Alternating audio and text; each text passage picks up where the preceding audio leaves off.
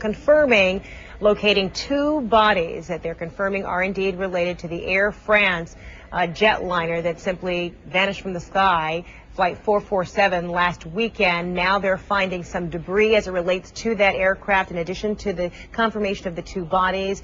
They're also finding airline tickets that confirm that airline ticket as it relates to Flight 447, also a blue seat, which is a signature seat to Air France, and also a backpack with a laptop. Lots of information that they're uncovering. This now, according to reporters on the scene, are saying that this is allowing investigators to now refine their search location as they look for more evidence, more clues as it relates to this Air France jetliner. So joining us now from Charleston, South Carolina, to help us better understand where this investigation would go, Mary Schiavo. She's a former Inspector General for the U.S. Department of Transportation. She's now a private attorney specializing in aviation issues and has represented a number of passengers and crew families in just about every major U.S. airline crash since leaving the Department of Transportation. So, Ms. Schiavo, thanks so much for joining us right now. When you hear information like this,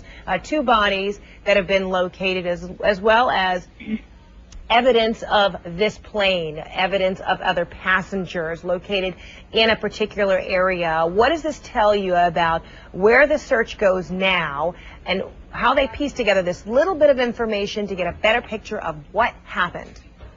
Well, yes, it's horribly sad news for the families, but it's very important news for the investigators. France's DEA will, of course, take the lead, and they are being assisted by Brazil's CENIPA, which is CENRCA, which is their accident investigation agency. And they have set up the morgue to receive the bodies in Recife, Brazil. But France will take the lead on piecing together any pieces that they can find, and they will take them back to France. I've worked on 3 different crashes in Brazil and a couple in France, and France usually does their accident reconstruction back in France, and where their accident investigation is headquartered in Paris. The U.S. will assist, the National Transportation Safety Board. And right now, France, Brazil, even some American investigators are helping in this search.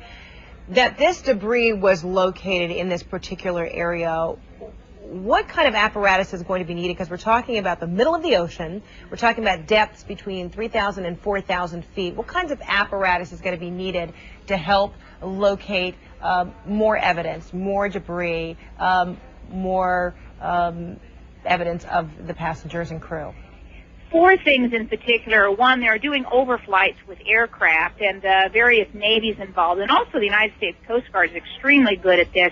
The airplanes literally fly a grid. They have mapped off the ocean into squares of several miles, of length and width, and they overfly those to look for any wreckage. The ships on the site have come in with sonar and radar, and they will be searching under the ocean floor and then or under the water on the ocean floor, and of course picking up any wreckage that they have. And then they also have submersibles, and the submersibles will be deployed when they can narrow in on the spot. And by finding these bodies in the wreckage, they have clearly narrowed in on the area, and the submersibles will search too. And then, of course, they will use the data that the plane sent out itself through satellite communications as it was crashing. Mary Schiavo, a former Inspector General with the U.S. Department of Transportation, now a private attorney, joining us from Charleston, South Carolina. Thanks so much for your insight. Appreciate it. As we continue to get bits and pieces of information about this investigation throughout the, bring that to you as soon as we get